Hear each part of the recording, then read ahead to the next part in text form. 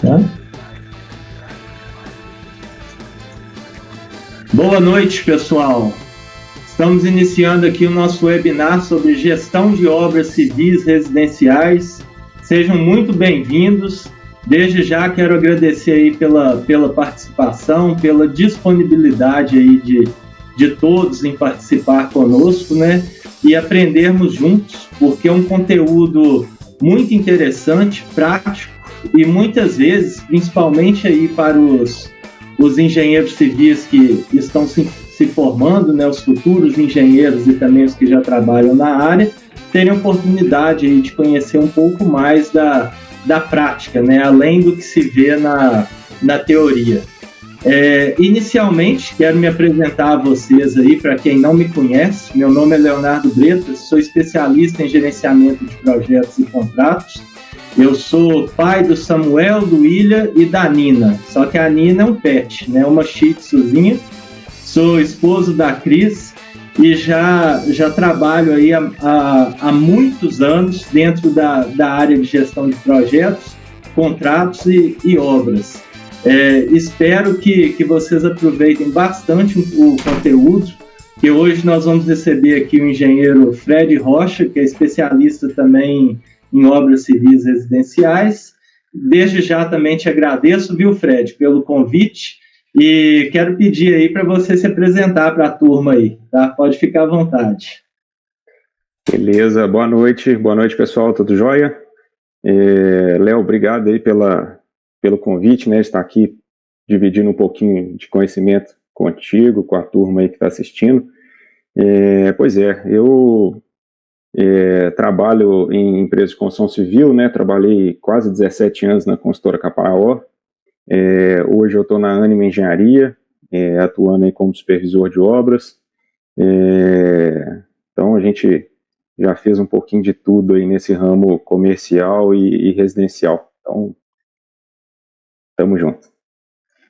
Tá certo, Fred. Obrigado aí pela apresentação e vamos dar início aqui à nossa pauta, né? Nós temos aí um período de 1 hora, tempo aí para a gente conversar bastante, né? Compartilhar aí conteúdo com a turma.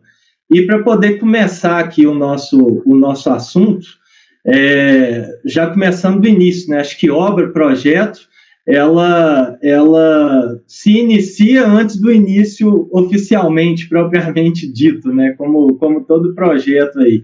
Então, assim, para a gente poder mobilizar uma obra, Fred, quando a gente fala aí de uma obra civil residencial, né? Quais são os desafios, os cuidados aí que o engenheiro deve tomar em termos de licença? Existe interface com a prefeitura, com os órgãos públicos?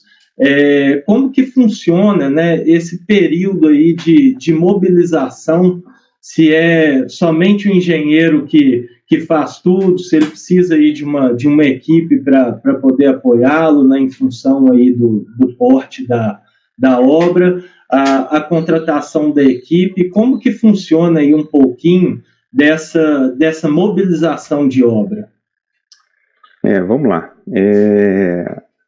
Igual você comentou, né, a parte de obra propriamente dita tem um batalhão de serviço, né, antes da gente realmente mobilizar e montar o canteiro propriamente dito, né. Nas obras residenciais e comerciais em Belo Horizonte, né, a gente tem todo um trabalho inicial, né, de retaguarda, né, com o time de arquitetura e advogados, né. Então, a turma primeiro pegar lá desde o início, né. Então, o dono da consultora foi lá, comprou um terreno, né. Ali depois você já tem que gerar seu contrato com os clientes, né. Aí na sequência você vai pegar toda aquela documentação de IPTU, de informações básicas para gerar tirar as informações, né, diário, o que dá para você construir, e por aí vai, né. Então tem toda essa parte de arquitetura envolvido e um trabalho de apoio jurídico também, né, que tem muitas idas e vindas em cartório, até você ter realmente o alvará que te dá a liberação para início de obra. né? Então, na hora que você está com o alvará na mão, né, ou seja, você tem a permissão ali dos órgãos competentes para dar início de obra, você tem que observar alguns itens, né? Você tem que ver se o terreno já está todo desimpedido, né? Se às vezes você tem que fazer alguma supressão arbórea, ou você tem que fazer transplantio, né? Eu já tive empreendimento que a gente tinha quase 20 licuris, né? Que são palmeiras de grande porte. E uma solicitação da prefeitura, nós fizemos transplantio lá para a Praça do Papa. Então a gente teve que fazer toda essa mobilização de equipe de jardinagem, caminhão Munk, para sair quase que ali de Lourdes e levar as palmeiras para a Praça do Papa para transplantio, né? Então, por exemplo, a parte de supressão arbórea e de replantio é um deles, né? Fora isso, tem a parte de demolição também, né? Se de repente no imóvel onde você vai edificar já existe uma construção, você tem que pedir uma licença de demolição, então você tem que gerar um projeto de demolição, entrar com essa solicitação na prefeitura para ter a liberação e aí sim realizar a sua demolição. Terraplanagem também é outra, né? Que como você vai ter retirada de resíduo, você tem que pedir também fazer a solicitação junto à prefeitura de botar fora. Então, igual a gente sempre fala, né? Você é dono do terreno, mas você não é dono de tudo que está lá dentro. Então, você tem que pedir essas liberações até você ter condição realmente de fazer a sua mobilização de canteiro. Tá certo, Fred.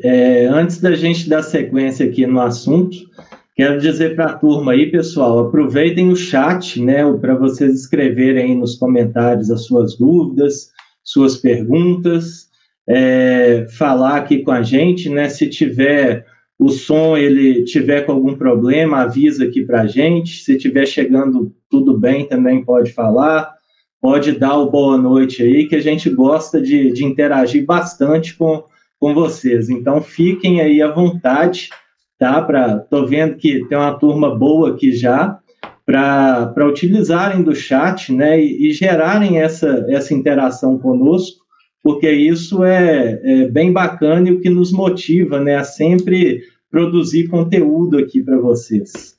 E dando sequência, Fred, sobre a questão da mobilização aí, o canteiro propriamente dito, né, a logística da obra, a interface com a vizinhança, horários de parada, concretagem, entrada e saída, o canteiro em si, existe alguma licença específica dele e também para essa logística iniciar? Então, vamos pegar esse gancho aí, que essa parte de vizinhança ela é muito importante, né? Porque, né, você pega uma obra residencial comercial, né, de pequeno ou médio porte, ela vai pelo menos de 12 até uns 36 meses, né, nas maiores construções. E nós estamos no centro urbano, né? Então, sua interface com vizinhos ali, ela é primordial, né? Então, um primeiro cuidado que a gente tem que ter quando você vai fazer uma edificação é fazer o que a gente chama de laudo de vistoria cautelar, né? A gente contrata uma empresa especializada, né, um grupo de perícia, para fazer a verificação em todo o entorno, né? Então, normalmente eles mandam um ofício, né, para o síndico ou o morador daquela casa, solicitando a disponibilidade de receber para fazer esse laudo, né? Esse laudo, para quem não conhece, quem não participou disso, o perito ele vai buscar nessa residência constatar como que está a casa, a residência antes da nossa edificação, né? E para quem não dá muita importância, assim, o laudo de vistoria cautelar ele é extremamente importante para mitigar possíveis reclamações, né? Que a gente tem sempre, infelizmente, a gente tem as pessoas do bem e as pessoas que querem tirar proveito, né? Então, as pessoas do bem realmente vão reclamar quando realmente tiverem alguma patologia, teve alguma interferência causada pela edificação. E acontece, né? A gente trabalha para minimizar isso, mas acontece. Mas também você tem o cliente que vai, na minha casa aqui apareceu uma fissura agora. E na hora que você pega o laudo de vistoria cautelar, que aí a gente sempre brinca, né? Quando o laudo é bom, ele aponta tudo.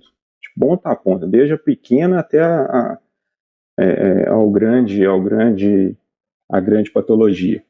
E aí você faz a contraprova, você fala assim, vizinho, aqui ó, olhei aqui no laudo aqui que o senhor recebeu, que o senhor assinou junto com o perito aqui no dia X, essa fissura aqui já existia. Agora, se essa fissura aumentou, não, então vamos estabelecer aqui um plano de correção. Então, o laudo de vistoria cautelar era peça-chave, né? Então, vencido essa vistoria cautelar, eu, enquanto engenharia, eu sempre procurei também ir de porta em porta e me apresentar. Falou, sou Frederico, sou engenheiro aqui da consultora X, nós vamos fazer uma edificação, está aqui meu contato, se precisar de alguma coisa, estou à disposição. Tem gente que acha que isso, às vezes, você está chamando o problema. Mas eu acho que quando você dá a cara a tapa, você quebra um pouco o gelo e o vizinho começa a te entender um pouco melhor, né? É o contrário, né? Exatamente, é o contrário. Você começa a trazer ele para o seu lado, porque obra, para quem é de obra, sabe, obra dá trabalho, obra faz barulho, obra incomoda. Então, nada como um relacionamento próximo, para num dia que você precisar estender um pouquinho mais, você avisa, falou, aconteceu um problema aqui, a concreteira atrasou, eu vou terminar tal hora, tudo bem? Que aí você não tem aquelas chateações, né? Tem alguns colegas aí que às vezes mandam mensagem, não, mas minha obra está embargada, meu vizinho me denunciou, isso, aquilo, mas na hora que você vai ver, não teve o corpo a corpo ali, né? Então, na hora que você realmente acontece um ato não previsto, né? Você fica à mercê do vizinho, né? Então, é importante esse contato, né? Com certeza. Só antes de você continuar aí, eu queria só falar que a questão da vistoria cautelar é algo que o custo nem é tão relevante, né, em relação à construção da obra. Então, é um documento que vai resguardar aí o engenheiro, a construtora, né, para que eles possam, em função de qualquer reclamação futura, eles tenham ali toda a contraprova, né, feita por um profissional técnico, e isso, de fato, não gere problemas para a construtora. Exatamente, você tocou num ponto importantíssimo. O custo, né, são dois custos que eu acho que são um pouco irrelevantes, né, numa edificação, e nem todo mundo se atém a isso, né, que é a vistoria cautelar e seguro de obra, né. Seguro de obra é um outro item também que, na hora que você pega ele no custo do empreendimento, ele não é nada, e ele te ajuda muito em determinados casos, né? Sim, com certeza. Isso aí, né, deve ser previsto desde o orçamento, e é um cuidado, né, a ser tomado aí, porque na hora que você menos espera, né, você precisa de usar. Quero dar boa noite aqui para a Carolina, o Guilherme Ávila, o Rafael Júnior, falaram com a gente. Carolina falou que o som está chegando perfeitamente. Obrigado, viu, Carolina, pelo feedback. Pessoal, se vocês tiverem aí alguma pergunta sobre essa fase inicial de obra, de mobilização, podem escrever aí no chat. Se não, a gente vai seguir aqui para a parte de planejamento, né, já o início propriamente dito. Então, caso queiram aí fazer algum comentário, alguma contribuição, fiquem à vontade para poder nos falar, viu? Antes da gente seguir aqui. Então, vamos lá. Então, vamos continuar, Leléo. Vamos. Já estamos com o laudo de vistoria cautelar na mão, seguro contratado. Então, agora vamos pensar em mobilizar, né? E aí, mobilizando, né, a obra, acredito que também uma outra fase que a gente não deve começar somente no canteiro, né, que é o planejamento, né, elaboração aí do seu plano de ataque mesmo, como que você vai preparar toda a sua logística, né, toda a sua estratégia para que você consiga construir aí dentro do custo previsto, dentro do planejamento também previsto, né, porque a gente sabe que obra atrasada é prejuízo, né, isso é ruim para o cliente, é ruim para a construtora, é ruim para todo mundo, gera muito desgaste. Então, dentro do planejamento, né, como que você tem trabalhado hoje dentro das obras, a montagem do cronograma, é um cronograma tradicional, como que se faz essa leitura com a equipe, né, os encarregados, os mestres de obra, se existe aí um planejamento ágil envolvido, né, que é capaz de flexibilizar e se adaptar também em função das diversas situações que acabam aparecendo. Enfim, como que funciona um pouquinho aí desse planejamento, né, para que a obra possa sair da melhor forma possível? Sim. Léo, vou pedir uma licença aqui, vou colocar só um assunto antes, porque tem muita gente que acaba ignorando isso. Eu acho que é uma peça-chave. Antes da gente tratar do planejamento em si, né, da obra, eu queria falar um pouquinho de planejamento de canteiro de obra, tá? Sim. Né, a gente veio aí do viés de produção civil, então fica fácil para a gente foi doutrinado isso desde a época de faculdade, a pensar enquanto um pouco de indústria da construção civil. Eu sei que para muita gente, fala assim, mas é balela, civil é muito braçal, a gente vai custar ser uma indústria, mas se a gente, engenharia, não pensar enquanto processos e procedimentos, a gente sempre vai correr atrás do prejuízo, né? Então, acho que um ponto-chave para a gente, engenheiro de obra, é pensar, a primeira coisa, antes de se mobilizar, antes de você colocar o primeiro container ou um barracão de obra, como que vai ser o meu canteiro de obra? Mesmo que você precise, às vezes, ter fase 1, fase 2 e fase 3, né? Porque, às vezes, você não vai conseguir montar um canteiro definitivo, porque a terraplanagem ela pega o terreno inteiro, etc, etc. Então, eu acho fundamental a gente planejar o nosso canteiro de obra. Onde que é a melhor posição para colocar o portão de entrada? Eu vou considerar um portão só no canteiro, eu vou colocar dois? Mas o segundo portão, às vezes, é um custo a mais. Tá bom, mas e se você tiver uma descarga lenta, por exemplo, um dia de armação, se não tiver um segundo portão, você não recebe nada. Então, ou você entope sua obra um dia antes para receber o aço, ou às vezes você pensou na logística ali de distribuição e adotou a estratégia de colocar dois portões, que aí você vai ter um fluxo de material mais reduzido. Então, acho importantíssimo essa parte de gestão de canteiro de obra. A sugestão que eu dou para os meus colaboradores sempre, assim, gente, desenha. Realmente pega uma prancheta ali e vai riscando. Conta quantos passos, às vezes, seu colaborador vai girar dentro do canteiro de obra, porque isso é custo, né? Então, e pensar que a gente trabalha com uma classe que grande parte quer dar nó, né? O cara pensa que ele é horista. Então, se você coloca um almoxarifado longe, por exemplo, do ponto onde vai ser o elevador da obra, esse cara vai ficar andando, ele vai buscar o parafuso, na hora que ele chegar com o parafuso ele vai lembrar que esqueceu a arruela e vai ficar andando, obra fora. Então, se você consegue mitigar isso, fazendo um ótimo canteiro de obra, mas para isso você tem que desenhar, você tem que riscar e ver.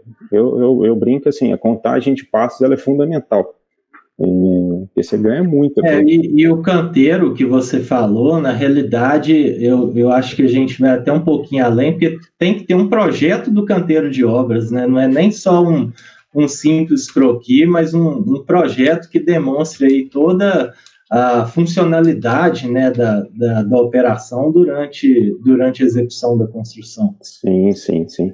Mas, assim, alguns colegas aí, antes tratavam isso apenas como exigência de programa de segurança de trabalho, né? Então o cara parava para desenhar o canteiro ali, onde que ele colocou o almoxarifado, onde que ele colocou o refeitório, só para cumprir a exigência de segurança do trabalho.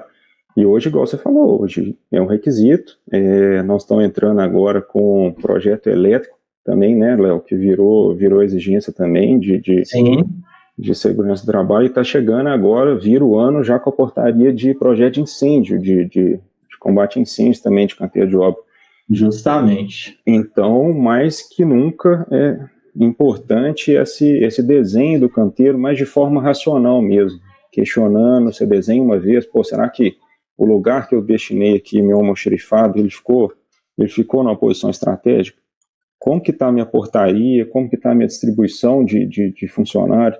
Pensa, enquanto funcionário, peraí, eu cheguei, estou na portaria, bati o cartão, agora eu vou guardar minha roupa, depois da roupa eu vou guardar minha marmita, da marmita eu vou em tal lugar, vou no banheiro, para depois ir no almoxarifado, para depois pegar o cremalheiro, para ir embora. Então, na hora que você começa raciocinar igual funcionário, você vai ver que você vai ter um brilhante canteiro de obra. Com certeza, cada vez mais, né, a seriedade de se fazer um projeto aí é praticamente um projeto executivo que tem todas as disciplinas, né, elétrico, combate a incêndio, né, a drenagem do canteiro, como que essa água vai escoar, dependendo da terraplenagem que você vai executar. E uma coisa que você falou aí que é importante também, sobre segurança do trabalho, né, é mais um dos pontos, né, que devem ser uma preocupação, porque vamos dizer assim, uma vistoria do Ministério do Trabalho, isso pode gerar multas também. Então, um correto dimensionamento aí de sanitários, de chuveiros, né, o próprio local de restaurante, isso deve ser levado aí com extrema seriedade para que não haja prejuízo aí para a construtora. Exatamente. E realmente, na hora que a gente começa a enxergar o nosso canteiro de obra como um chão de fábrica, vocês vão enxergar a necessidade desse estudo detalhado, né? Não é simplesmente, eu preciso colocar um refeitório, preciso colocar uma portaria, preciso colocar um banheiro. Não, você tem que realmente pensar em condição de fábrica, né? O Rafael Júnior até comentou aqui, eu trabalhei 3 anos em construção de pré-moldada, a maior dificuldade que eu vi era exatamente com canteiro, pois não tinha espaço suficiente para estoque de materiais. Isso é crítico, viu? Pré-moldado. É uma questão bem crítica. As peças, né, geralmente são muito grandes, né, e planejar isso realmente não é fácil. Então, a gente só consegue esse tipo de estudo desenhando, né? Não tem outro recurso. Não tem. Isso aí realmente tem que pensar aí no melhor layout, né, na melhor operação possível para que as coisas funcionem bem. Tem um outro comentário aqui, Fred, só antes de seguir, da Letícia. Boa noite. Trabalho atualmente com gestão de contratos. Muito relevante esse ponto de considerar o custo de seguro. Sim, com certeza, né, Letícia? Isso aí o orçamentista não pode esquecer de jeito nenhum. É algo que, quando menos se espera, precisa do seguro, né? Uhum. Mas tá certo, Fred. Pode dar sequência aí na questão do planejamento. Boa, beleza. Então, nós estamos já na fase de canteiro de obra planejado, né, e implementado. Então, agora nós vamos partir para as estratégias, né, de planejamento. Eu costumo trabalhar com o meu time da seguinte forma. A gente faz o cronograma, né, seja num Primavera, seja num Project. Hoje tem um software muito interessante chamado Prevision, para eu poder fazer todo o acompanhamento ali, matriz, mas a turma nossa, né, de campo, é difícil o pessoal conseguir compreender um project, né? Então eu sempre vou quebrando esse project, né? Então eu tento trabalhar ele o máximo colorido possível, mostrando para o meu time o que eu preciso na semana, e depois eu faço um acompanhamento com eles 2 semanas para frente, 3 semanas para frente e 1 mês. Então, todo início de semana a gente entrega para eles um passo a passo ali, aquele guia semanal, daqui 2 semanas, daqui 3 semanas e daqui 4 semanas, forçando todo mundo a enxergar para frente, né? Não só as suas atividades importantes ali daquele sequenciamento, mas o que eu preciso demandar para o almoxarife, para aquisição, que vai chegar daqui 2, daqui 3, daqui 1 semana. Então, a gente tenta trabalhar dessa forma, né, com essa quebra do planejamento em semanas, para facilitar esse entendimento aí dos nossos colaboradores. Tá certo. E esse cronograma, pelo que você falou aí, tem muito a ver com agilidade, né? Porque essa questão de separar, né, de quebrar as tarefas em semanas, é como se fossem sprints aí dentro do Scrum, né? E dentro da sua sprint você tem ali a sua previsão do que deve ser executado ou não, né? E essa quebra aí, né, em entregáveis menores facilita bastante aí a leitura dos mestres de obra, dos encarregados, junto com toda a equipe, ao invés de receber um cronograma com 1000 linhas ali ou mais e eles ficarem perdidos, né, sem saber o que de fato precisa ser executado. Então, vejo aí como uma boa prática mesmo, né, algo que facilita bastante e gera aí toda a adaptação e agilidade necessária aí para a execução da obra. Sim, sim. E o interessante, quando você começa a fatiar dessa forma, você vê que o entendimento da turma ele é muito mais fácil. Né?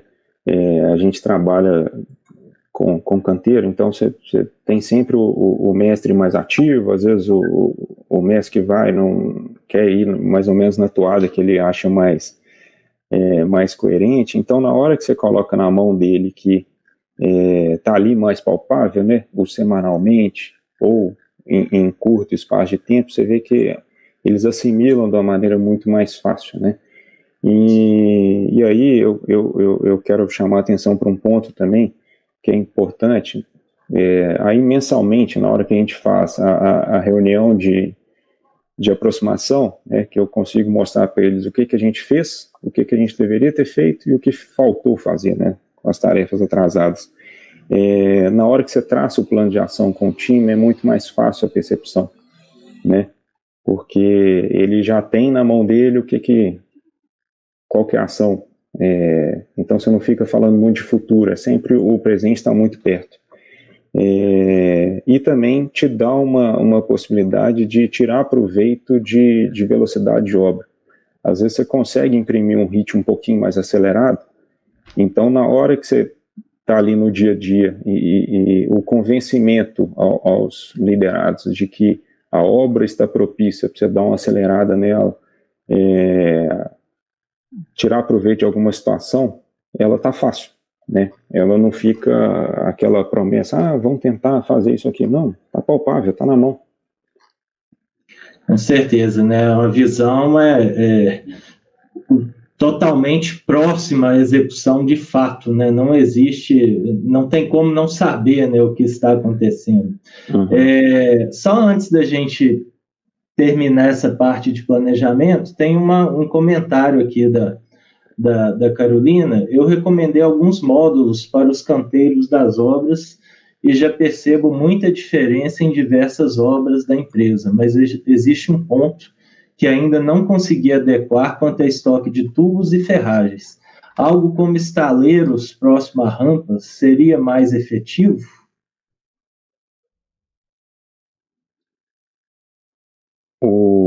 Essa rampa dela aí que eu não entendi se ela está tratando aí da linha comercial ou residencial, né?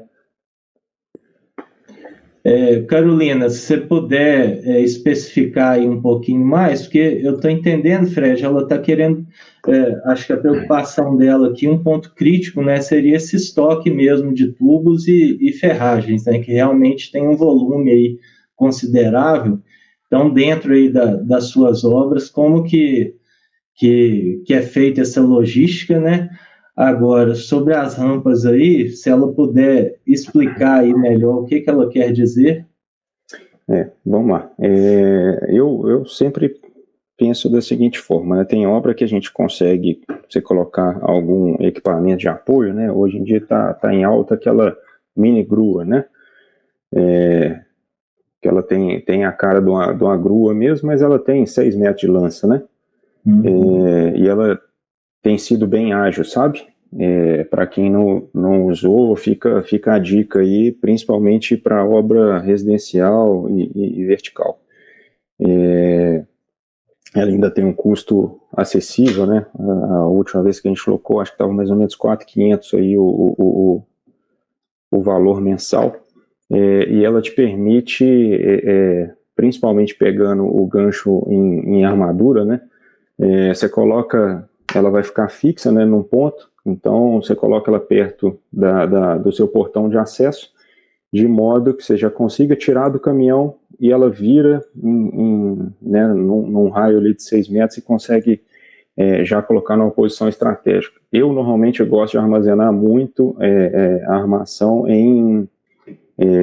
num primeiro estágio, né, até eu ter condição de espalhar isso num pavimento de pilotis, que é onde normalmente eu gosto de colocar a turma de armação, debaixo de bandeja, que aí eu consigo produzir a ferragem já debaixo da edificação, sem risco, e eu consigo então pegar com a mini grua, jogo no pilotis, faço a armação, e aí depois eu subro, utilizando a própria mini grua, aquela armação montada já para o pavimento em execução. A vantagem da mini grua aí, hoje, em relação aos guinchos tradicionais, né, é que você já consegue trabalhar no pavimento a ser concretado com esse equipamento, né? Aquele guinchinho de coluna, né, que hoje tem uns que são os tripézinhos, que o pessoal fala até que de mini grua, você tem que trabalhar no pavimento inferior. Já utilizei bastante, mas é um item de muita atenção por conta de segurança do trabalho, né, que você vai estar colocando seu operário na linha de vida toda hora, recebendo a armação e jogando para cima da forma, né? Então você tem que ter uma atenção de fiscalização muito grande, até você conscientizar seu time de que, né, cinto de segurança é mais que fundamental e obrigatório. Então, respondendo a Carolina, eu uso muito a armazenagem, seja num primeiro momento em torre, né, para minimizar espaço, mas quando eu já tenho área para armazenar isso sob estrutura, eu gosto de trabalhar isso espalhado no pavimento de laje, logicamente embaixo escorado, para eu ganhar a máxima produtividade na produção mesmo da armadura. Tá certo. Ela até complementou aqui, ó, residencial, algumas obras estão em terrenos de muito aclive ou declive. O espaço da obra em si está bem justo. Aqui em Belo Horizonte, né, pegar Buritis e Vila da Serra, a gente brinca que você não compra terreno, né, você compra um espaço aéreo, porque depois de algumas lajes que você passa a ter pelo menos um plano horizontal. Então faz sentido sim o que a Carolina comentou, né? Obras com aclive, a parte de estocagem ela fica um pouquinho mais complexa. E o que eu tento sempre fazer na época de terraplanagem é tirar um pouquinho proveito de terraplanagem e fazer um platô, sabe? Mesmo que depois eu tenha que fazer esse ajuste de platô, mas até eu ter condição de ter uma laje e conseguir descarregar de forma mais ágil, né? Que você acaba criando uma área, né, para poder auxiliar aí toda a execução, né, que também, né, faz parte aí do planejamento do canteiro, né, não deixa de ser.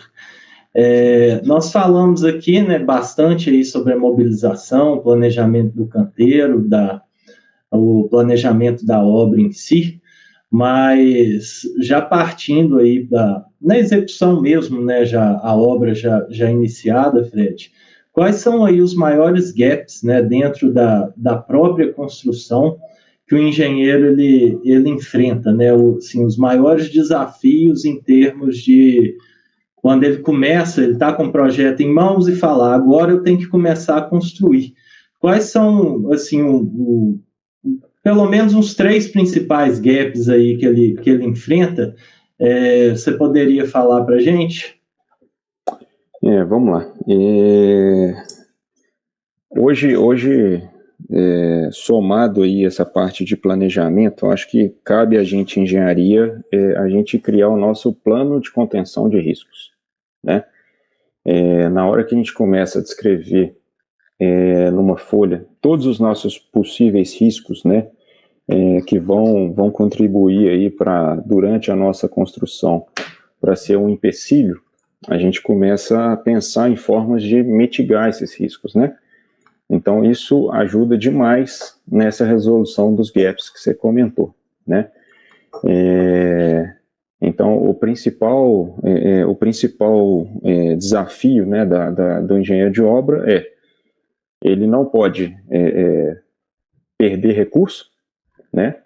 Ou seja, mão de obra para ele é importante, custa caro.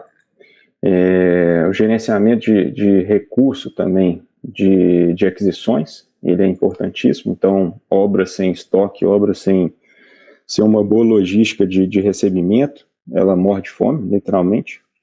E para completar, né, a parte de definições, né? Quando você começa uma obra, vamos começar aqui, eu só estou com o projeto da primeira laje, já o calculista vai mandar a segunda, daqui a pouco chega a terceira. Você não tem uma folga ali. Se você conseguir colocar a obra dentro do planejamento que você espera, você está tão justo com a parte de projeto que fatalmente você vai morrer, né? Então é importante também você ter uma folga ali de projetos, né? A gente sabe que a gente não trabalha no mundo japonês, né? O japonês já começa com tudo planejado e projetado. E a gente sabe que alguns colegas enfrentam começar a obra quase que sem todos os projetos. Então, você tem que estar muito atento a isso para você ter pelo menos um mínimo ali de informação para você conseguir girar, né? Então, somado a isso que eu falei, eu acho que o mais importante de tudo é você desenhar seu risco. Você colocar aí suas experiências no passado, o que você sofreu na obra anterior. Você tenta fazer quase que um brainstorm mesmo, você vai listando, aquele lá, o fornecedor de madeira me deu problema, tá? O que eu vou fazer para o fornecedor de madeira não me dar problema? E por aí vai. Eu acho que o caminho é esse. Então, basicamente, aí, se a gente fosse falar os 3 pontos aí, acredito que seria projeto executivo, né, você ter ele na obra, é importante, né, que se tenha até alguém da equipe aí diligenciando esse processo, né, para que o projeto não falte na hora certa. Uhum. Acho que segundo aí os insumos, né, porque material faltando também você não executa. E eu diria, talvez aí por último do que você falou, os subempreiteiros, né, seja marceneiro, serralheria, os trabalhos aí específicos. Acredito que esses três pontos aí, se não tiverem redondinhos, né, se não estiverem rodando bem, a obra não avança. Exatamente. E cabe a gente, né, Léo? Outro dia eu vi um post no Instagram, achei muito interessante. E a gente, na hora que você olha para o nosso dia a dia, você vê que tem hora que a gente faz isso. Tem um camarada lá brigando com o fornecedor no telefone, vou te matar porque você não me entregou o negócio, você está atrasado. Na hora que você vai ver, você não agiu enquanto engenharia, né? Você falhou na mitigação de risco. Sim, né? Sim. Então, se a gente for brigar com todo mundo o tempo todo, você fica louco, né? Então, cabe a gente, engenharia, a gente nos antever e tentar mitigar esses riscos para que esse fornecedor não te dê trabalho. Então, você vai comprar em tempo certo, você vai fazer uma boa gestão de contratos para realmente alavancar a sua obra. Até mesmo que a gestão de riscos, né, ela também faz parte aí do planejamento. A gente sempre tem que ter previsto aí um plano B, né? Porque eu sempre falo, quem tem um, não tem nenhum, né? Então, e quem tem dois costuma ter um, né? Então, às vezes você tem um serviço crítico, por que não ter dois fornecedores, né? Que se um falhar, você utiliza o outro, né? Um material que é crítico, talvez ter 2, 3 fornecedores aí que possam, né, te fornecer isso para que não falte na obra, né? Uhum. E realmente, né, é um ponto crítico, até um assunto, né, o nosso próximo assunto aqui que eu gostaria de falar sobre essa logística aí, né, aquisição de materiais. Hoje a gente vê muito aí o uso do Lean Construction, né, dentro das obras. Sim. A questão do just-in-time, em alguns momentos acredito que é possível, outros não, porque também eu acredito que a gente precisa de um planejamento de aquisição, porque também sair comprando tudo e você ficar com seu estoque parado, sem aplicar, você está com dinheiro parado da construtora, né? Então, acho que é importante a gente ter um planejamento aí de aplicação, de aquisição, e assim, como que isso funciona na prática aí com você? Tá. Léo, esse ponto ele é muito interessante, né? Eu acho que ele se não for o cerne, é um dos principais, né? E tanto de sucesso quanto de fracasso. Então, o que normalmente a gente costuma fazer, né? Paralelo ao nosso planejamento de obra, eu costumo criar um planejamento de compras, né? Onde eu faço a marcação dentro desse cronograma, quais são as datas chaves para fechamento de cada contrato, né? E isso eu busco fazer um alinhamento com o departamento de compras. Lá na consultora a gente tem uma planilha chamada Lead Time. Então, tanto a minha equipe de obra quanto o meu comprador, a gente já tem demarcado o tempo que demora de uma requisição de determinado produto até a cotação, até a sua entrega. Ou seja, a gente trabalha de trás para frente, para ninguém ficar apagando fogo o tempo todo, né? Então, eu vou marcando isso dentro dessa planilha, e essa planilha ela vai variando de insumo para insumo. Então, por exemplo, tubo só em linha geral, a gente costuma trabalhar com 30 dias de cotação, né, pensando para o comprador, e mais 30 dias para ele colocar o material na obra. Mas aí tem gente que vai falar, poxa, mais 60 dias para um tubo chegar? Na hora que você coloca isso dentro da sua linha do tempo da obra, na hora que você fala assim, eu vou começar a fazer prumada, e você puxa 60 dias antes, você não sente. Agora, se você precisa começar a fazer prumada semana que vem, você lembrou, nossa... Vai correr no depósito, né? Você vai pagar caro, né? Então, tudo que é urgente é caro. Então, na hora que você coloca isso dentro de um cronograma já, lá inicial, com todos esses markups, tudo fica mais fácil, né? Vou dar um exemplo aqui, tem um colega meu que outro dia me ligou e falou, Fred, você está tendo problema com a entrega de elevador? Eu falei, não. No Moscato estão demorando demais, só isso. Em contrato, pelo que eu sempre vi, você compra o elevador com pelo menos um ano de antecedência. Até você escolher, afinar aquela confusão toda ali, o cara vai te pedir quase 9, 10 meses para produção e entrega. Você não tem que fazer mágica, né? Você está querendo um elevador com 6 meses, meu amigo, não vai chegar, né? Então, se você já coloca isso lá na sua linha do tempo, lá dentro do seu planejamento, tudo fica mais fácil, né? Então, a gente trabalha dessa forma. Você tem um planejamento de compras, onde você vai seguindo aquilo ali e já muito alinhado com o departamento de compras. Então, isso te dá uma assertividade muito grande e você consegue trabalhar com estoque baixo, né? A gente tem uma marca lá na consultora, né? Eu vou acompanhando os engenheiros lá da obra com indicador de estoque. Eu, particularmente, não gosto de trabalhar com estoque superior a 2%. Então, porque, igual você falou, é dinheiro parado, É dinheiro. Agora, tem hora que você tem que ser estratégico.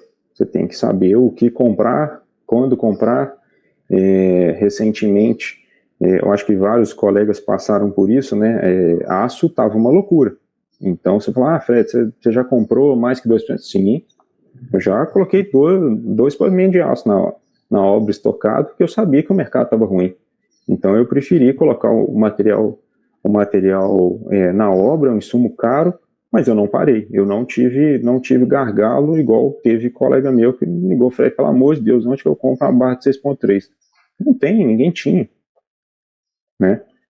Eu me recordo de uma época, se não me engano, 2007, 2008, a gente estava vivendo um boom, né, da construção e principalmente aço, né, era crítico para poder chegar nas obras, então a maioria das construtoras, até para aproveitar o preço, né, o preço baixo, já comprava ali uma quantidade bem maior mesmo, já prevendo, né, para poder utilizar nos futuros contratos aí de obras que estavam por vir. Mas também foi uma questão de época, né, como você disse, eu acho que é uma questão estratégica que depende do momento, né, depende do mercado, para a gente também não gastar dinheiro à toa, né, vamos dizer isso. Aí, Léo, o importante é assim, a gente tem um alinhamento muito grande com compras, né? Porque eu tenho lá com a Elisângela, que é a minha compradora hoje, eu falo com ela, Eli, na hora que você der o grito, eu tenho que ficar atento, porque às vezes ela está ali acompanhando, recebendo e-mail de fornecedor, tal coisa vai aumentar, tal coisa vai aumentar. Às vezes você tem que parar um pouquinho que você está fazendo e falar, cuja oportunidade. Recentemente mesmo a gente teve isso com vidro. Vidro foi um dos insumos que mais subiu nos últimos 2 anos, absurdo, né? Então nós tivemos que agir, porque cada semana vinha 14%, 14%, 14%, então a gente tinha que estar preparado para isso e atuar na hora certa. Com certeza. Tem uma pergunta aqui da Carolina. Qual seria a melhor forma de mitigar problemas em relação ao prazo de fornecimento de materiais que vem de outros estados, principalmente em relação a prazo para envio e prazo para chegada, justamente para não ter excesso de materiais no canteiro? Acho que nós já falamos, mas aqui tem muito a ver com planejamento, né, Carolina? Se você quiser reforçar aí, Fred, mas acho que a gente... eu não vejo o caminho, né? Pois tem determinados materiais que realmente, né, vem de São Paulo, vem do Espírito Santo, então você saber de antemão qual que é o tempo normalmente que o seu fornecedor demora para te entregar, e aí você começa a fazer o planejamento de trás para frente, e aí você alimenta isso no seu planejamento lá principal, né, no seu planejamento de compras, pensando na data que o fornecedor te dá. Vou te dar um exemplo, né? Portas. A grande maioria das empresas hoje trabalham com algumas empresas do Sul, né? Então, a questão de frete, a gente tem praticamente aí, o Brasil é muito grande, né?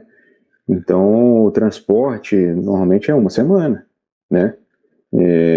Então, você tem que já prever o tempo certo. Então, é sempre bom você estar muito alinhado, de novo, com compras. Essa planilha de lead time, gente, ela ajuda demais da conta. Você vai quebrar ela por insumo, instalações elétricas, instalações hidráulicas, você vem colocando mais ou menos alinhado com o seu departamento de compras, o tempo que seu comprador julga necessário, pensando que ele tem outras tarefas, né? Ele não está ali comprando só a sua obra. Um tempo hábil para negociar e o tempo de abastecimento, que é o prazo do fornecedor de produzir a matéria-prima.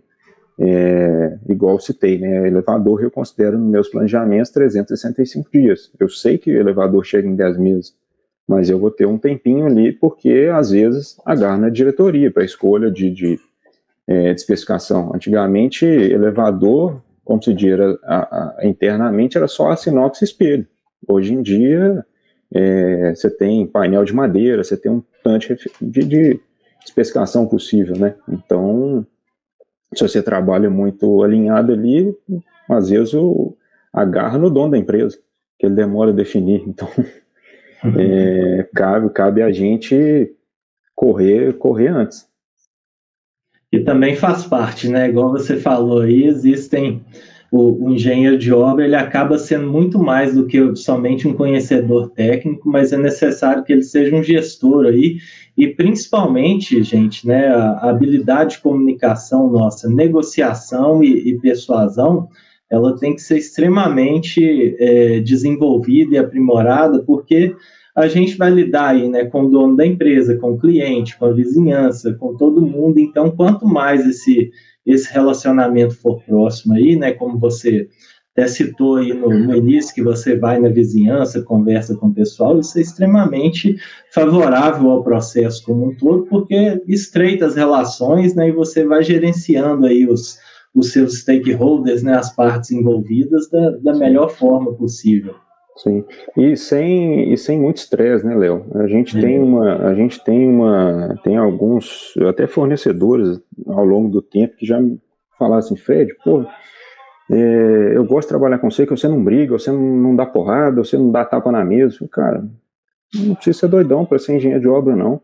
Muito pelo contrário. Você tem que ter todo mundo do seu lado. Então você não precisa subir tom de voz, você não precisa ficar brigando toda hora, você tem que fazer seu papel. E seu papel vai ser fazer o trabalho de bastidor. Senão você só vai apagar incêndio. Aí você apagar incêndio, você vai ficar brigando com todo mundo. Então... e até porque essa gestão, né, autoritária, ela não funciona mais, né? Hoje a gente vê que a liderança ela é muito mais horizontal, né? A gente lidera não sobre alguém, a gente lidera com alguém, com a equipe. Né? Então, se não houver colaboração, trabalho em equipe, não adianta gritar e nem brigar. Não. Até com os colaboradores mais perto, né? Com o nosso time de campo ou com os empreiteiros. Às vezes eu vejo alguns relatos de amigos. Você fala, gente, não tá errado na ponta, tá errado na engenharia, não tá errado no empreiteiro, sabe? Fazendo uma analogia com bicho, né? Lógico que ninguém é bicho, né? Não estou querendo falar isso. Mas você vai levar o cavalo na esporada o tempo todo? Não precisa, gente. Não precisa. Se você guiar o cavalinho ali tranquilinho, ele vai chegar no mesmo lugar. Então, dentro de canteiro de obra, a gente tem que ser assim, o mais humano possível. E na hora que a gente vai ver, se a gente está com o controle da situação, você vai ser sereno e tranquilo o tempo todo. Você não vai trabalhar na pira. Com certeza, e faz bem para todo mundo, né? Para toda a equipe. Nós já estamos aqui com 52 minutos, né? Já chegando aí próximo ao nosso termo. Esse assunto ele é tão bom que dá vontade da gente ficar, se deixar, a gente fala aqui a noite toda, né? Com a turma aí, e gestão de obra é muito legal, porque, né, um assunto vai puxando o outro e a gente vai emendando e aprendendo aí sempre, né? Eu não sei como é que você está de prazo aí, Léo. Eu tô tranquilo aqui. Se você quiser levar mais uma meia hora aí, vamos embora. Não, mas eu acredito que pelo nosso planejamento aqui, a pergunta que a gente teria agora é sobre monitoramento e controle, né, dentro da execução, tanto em termos aí de prazo, custo e qualidade, como que é feito, né, a atividade de controle aí para que a gente não descumpra o que está previsto, e depois sobre o encerramento, né, falar um pouquinho sobre as lições aprendidas, mas em relação ao monitoramento e controle, se você puder falar um pouquinho como que funciona aí na construtora. Tá. Eu gosto sempre, no meu time de obra, a gente ter alguém específico para isso, né? Então, você vai ter lá, às vezes, o estagiário, o engenheiro que vai mexer com medição, o outro com qualidade. Eu gosto muito de ter um profissional dedicado a controle, tá? Que proveito que eu tiro disso, né? O controle, pensando assim, na risca mesmo, aquele camarada que vai te dar o feedback, inclusive, da espessura de massa que seu mestre de obra deixou lá para você, sabe? Então, isso vira fator importante, um markup legal. né? Só pegando esse gancho aí na questão de ponto, às vezes você está lá planejado, né, previsto no seu projeto lá os 2 centímetros ou 1,5 centímetros de reboco. E aí, determinada atividade ali, a alvenaria não ficou tão certinha, o mestre de obra lá fez um acertozinho lá, só a talisca passou para 3 centímetros, né? Então você perdeu 1 centímetro de revestimento ali, e mais insumo, mais mão de obra, mais tempo. Quando você não tem isso muito verificado, você vai, igual a gente brinca em obra, né? No estilo Zeca Pagodinho, deixa a vida me levar. Mas se você está ali apontando, você consegue na reunião seguinte com o seu time, você fala assim, gente, nós estamos atentos aqui, o serviço de alvenaria lá, nós vamos cobrar mais do empreiteiro, da nossa equipe própria, porque nós estamos vendo um desvio. A nossa talisca passou de 2 para 3. E aí você liga um farol para a parte de qualidade, né? Para suas verificações de serviço, né? Mas principalmente a custo. Por quê? Se você atuou, se você verificou isso a tempo e hora, com certeza você vai ter uma ação, né? E a chance de você repetir esse erro, ela já diminuiu. Caso contrário, se você não tivesse esse controle ali, fatalmente você não desliza aqui, ou uma parte que a qualidade também não tenha visto dentro do canteiro, você teve um aumento ali considerável de revestimento. E seu custo vai embora na hora que você vai planilhar, sua gente, mas por que eu gastei mais argamassa do que o previsto, né? Então, quando você tem um controle mais rígido, né? E aí você tem que trazer isso para perto de você, né? Você gestor de obra, e mostrar para o seu time que isso não é para ser punitivo, né? Você não quer ficar batendo em todo mundo, que aumentou 1 centímetro ali, 1 centímetro daqui. Não, você quer só que todo mundo caminhe do jeito que você planejou, né? O projeto não era 2, então vamos perseguir 2, gente. Então a gente eu utilizo esse profissional bastante dentro do canteiro de obra para ele me dar essas informações de onde que às vezes a gente está desviando do previsto, né? Pensando mais gerencial, né? A gente trata também a parte de relatórios, né? A gente tem um sistema, né? Lá a gente usa o UOL, então a gente faz todo o acompanhamento também da parte de custos com relatórios, né? Tirando o que você tem disponível, o que você já provisionou de pagamento, o que você já tem de pagamento ocorrido, e aí você vai fazendo essa gerência financeira também do que era previsto, do que você realizou, do que você tem em estoque, do que você tem provisionado ainda de pagamento.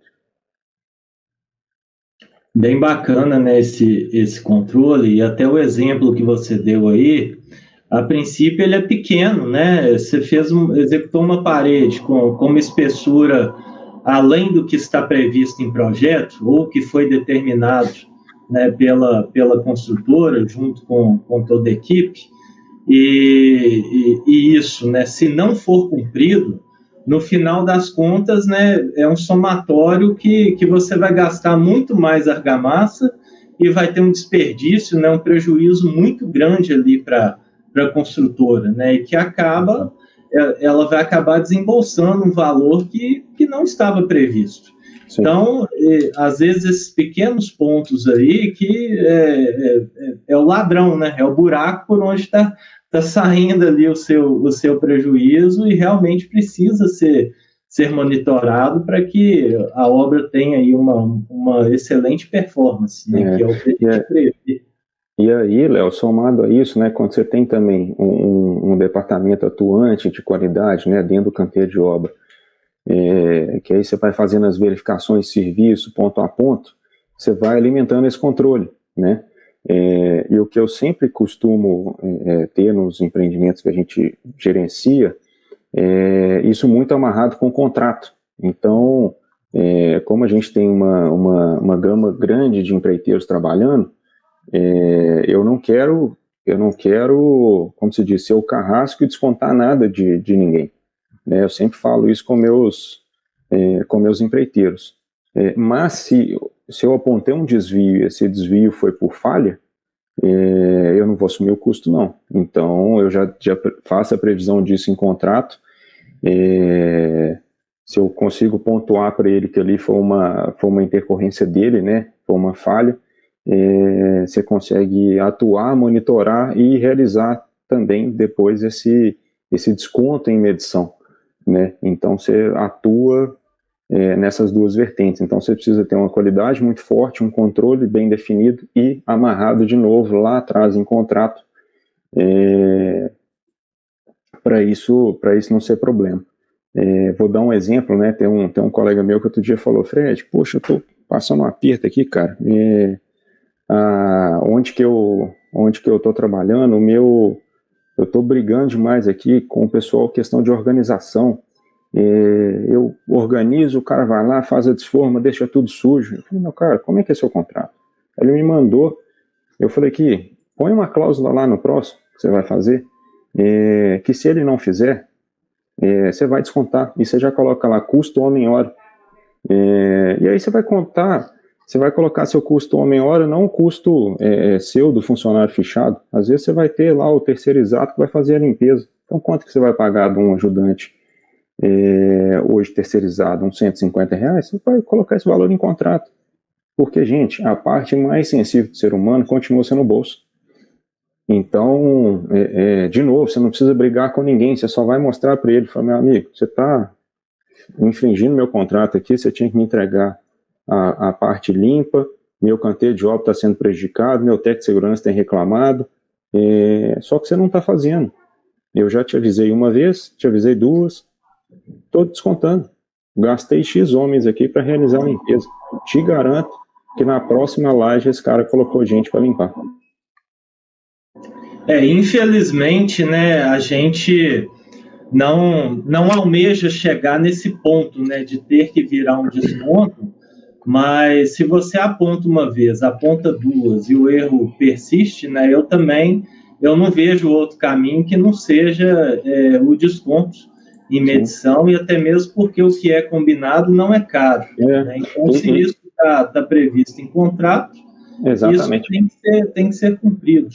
É um projeto, quando a gente fala em termos de gestão de projetos, porque tem início, meio e fim.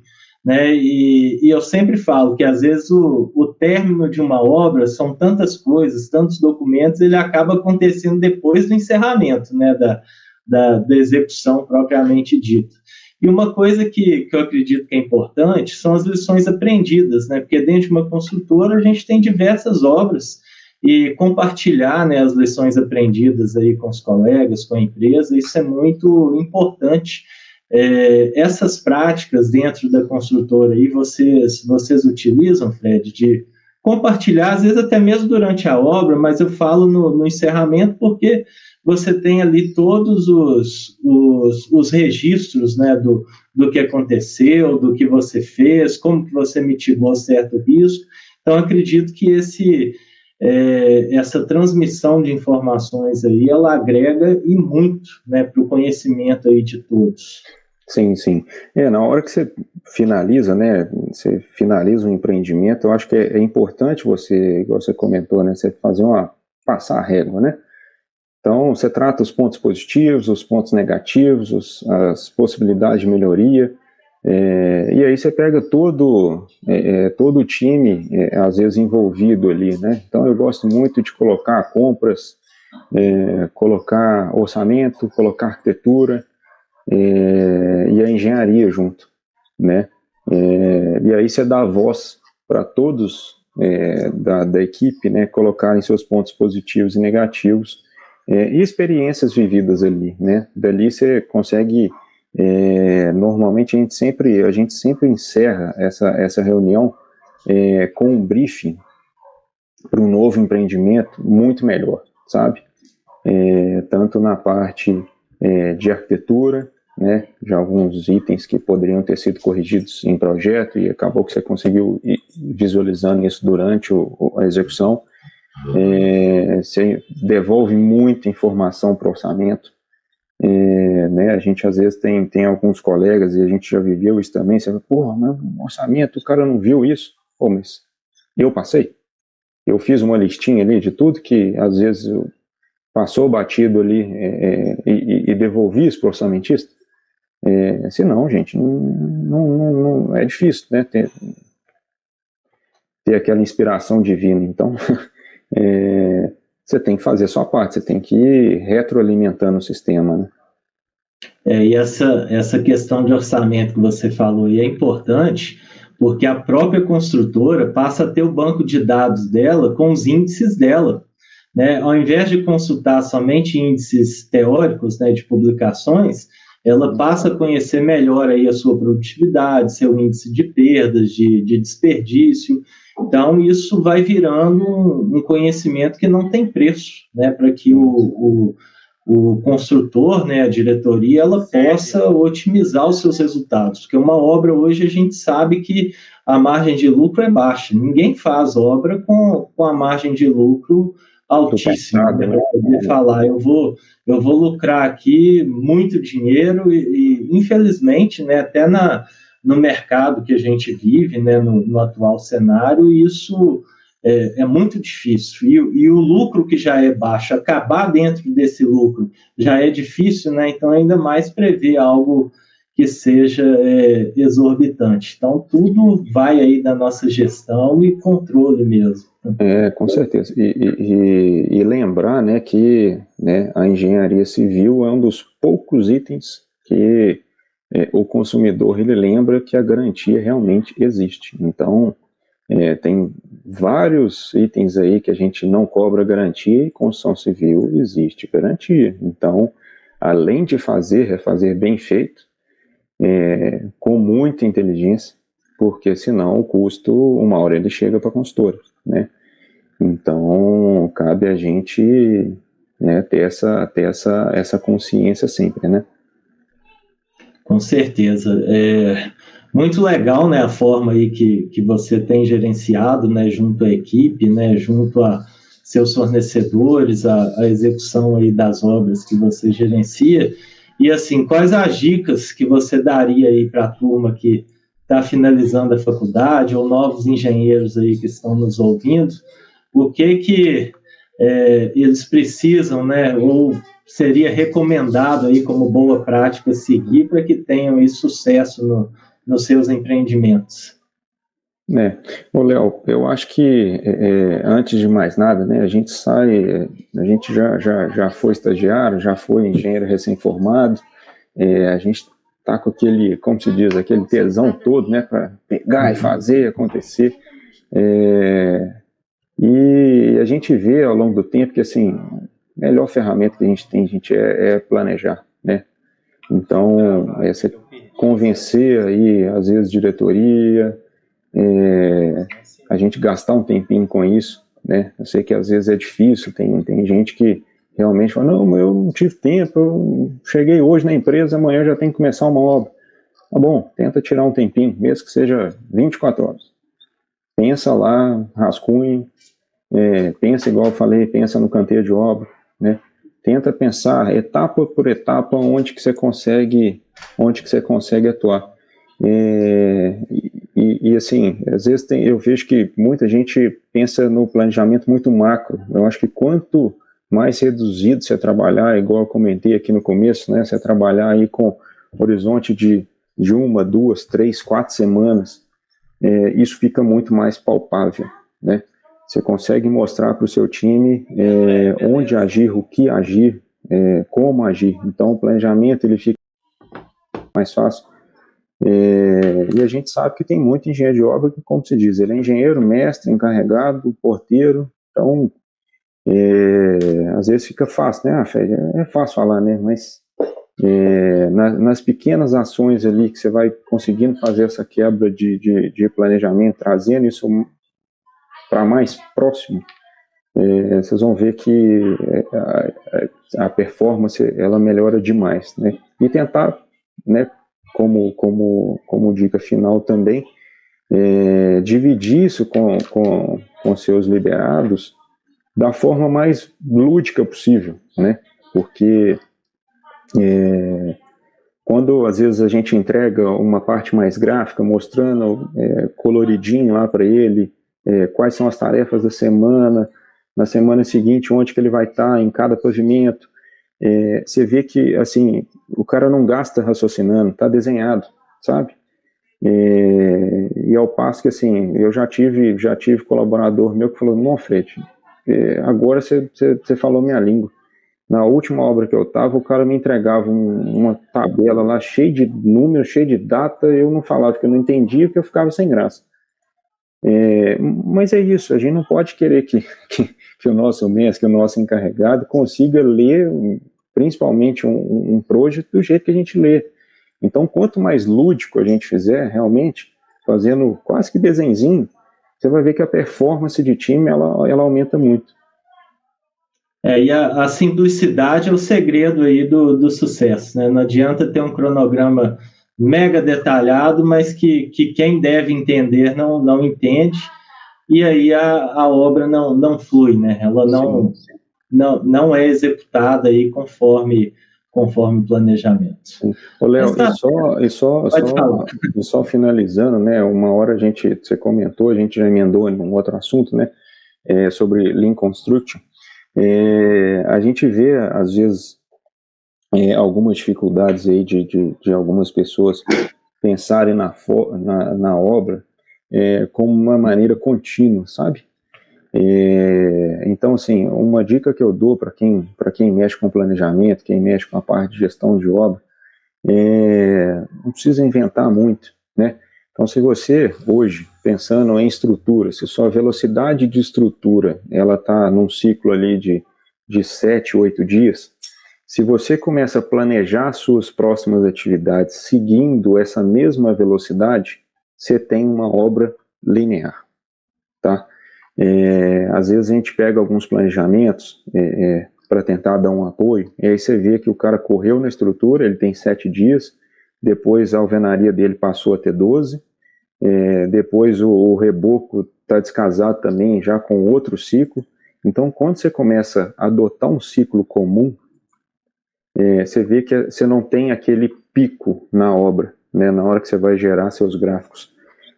Você vê que isso ali está numa crescente. Então você tem uma gerência melhor de mão de obra, que você não precisa ficar inserindo mão de obra o tempo todo. Você vai facilitar seus contratos, porque você já vai colocar por exemplo, o cara da alvenaria, olha, eu quero o pavimento com 10 dias. Mas por que 10 dias? Porque ele já está planejado de 10 em 10 dias, conforme o ciclo de estrutura. E assim as atividades subsequentes. Então você tem uma obra, igual eu falei, ela vai numa toada de ponta a ponta, você não tem pico na obra. Um erro que a gente vê muito grande, assim, de às vezes a assertividade de planejamento é obra que tem uns picos muito grandes, muito exacerbados. Então, é difícil, né? Para você que é até mais de planejamento do que eu, né, Léo? Na hora que você pega ali num mês, o cara está acostumado a produzir 3% e meio, e aí no mês seguinte ele tem que produzir 7%, meu amigo, não vai. Não vai, a produção não sai, infelizmente, né? Não tem consistência. Você vai dobrar seu efetivo em um mês para conseguir chegar naquilo ali de 7%. Então, aí nessa hora você vê que o planejador errou, né? Então, quando você coloca de novo, né, isso como que a gente brinca, né, na velocidade cruzeiro, tudo vai embora. Você não precisa ficar correndo atrás do prejuízo o tempo todo. Então, essa eu acho que é a dica chave aí do planejamento. Com certeza, né? Isso aí facilita bem e é um dos segredos aí realmente de sucesso na execução das obras. Estamos chegando aqui ao nosso time final, né? Quero aí te agradecer mais uma vez, agradecer a turma aí pela presença, né? Quem participou conosco, quem não participou também, às vezes não escreveu aqui, mas fica à vontade aí para mandar para a gente, né? Via LinkedIn, os contatos da gente estão aí na rede também, né? Nós podemos, eu sempre falo que a interação, né? O networking, compartilhar conhecimento é muito bom, né? Conhecimento bom, ele é conhecimento compartilhado. Né? Então, isso, e a gente vai aprendendo aí no dia a dia. esse webinar ele fica gravado aqui no LinkedIn, tá? Quem às vezes fez a inscrição, mas não conseguiu participar, depois entra dentro do meu perfil, que tem lá o evento, ele continua gravado, e também, né, até a semana que vem, eu disponibilizo aí no meu canal do YouTube, e também no Spotify como podcast, né, para quem quiser rever, escutar ou assistir. É uma dica muito boa, né, porque a gente acaba fortalecendo ainda mais o nosso aprendizado. Então, se alguém tiver aí alguma pergunta ainda, né, pode ficar à vontade aí para escrever, senão a gente já encerra. Vou pedir o Fred aí também para dar as palavras finais e a gente finalizar o nosso webinar. Bom demais, Léo. Obrigado mais uma vez aí pelo convite. Sempre que precisar, estou à disposição. Eu sempre falo com meus liderados, né, que a gente tem que sempre tratar a engenharia igual outros profissionais tratam, né? Eu brinco que médico é muito mais unido que engenheiro, né? E a gente tem que tratar a engenharia não como nossa, né? A engenharia compartilhada ela é muito bacana, né? Às vezes o nosso vizinho lá que está fazendo uma obra com quase o mesmo feitio que a nossa, a gente julga que o cara é concorrente, e às vezes ele está com uma solução de execução muito mais fácil que a gente tem, simplesmente porque a gente só olha para o nosso e o camarada, o nosso vizinho, só olha para o dele. Então eu sempre falo com o meu time, a gente tem que quebrar isso, tem que trabalhar com engenharia aberta, né, deixar a porta do canteiro realmente aberta para quem tiver dúvida, quem quiser passar, tirar trocar ideia mesmo. Acho que a engenharia ela tem muito a crescer com isso, e a gente não sabe de tudo, né, e vão morrer sem saber de tudo. Então a forma da gente melhorar na vida é dividindo conhecimento, igual você falou. Então vamos praticar isso. Com certeza. Pessoal, então muito obrigado. Fred arrumou aí um colaborador. O Rafael deu até vontade de trabalhar nessa obra, Fred. Agradeço aí a todos. Até a próxima. A gente encerra a transmissão. Lembrando que esses webinars ocorrem geralmente a cada 15 dias, em média.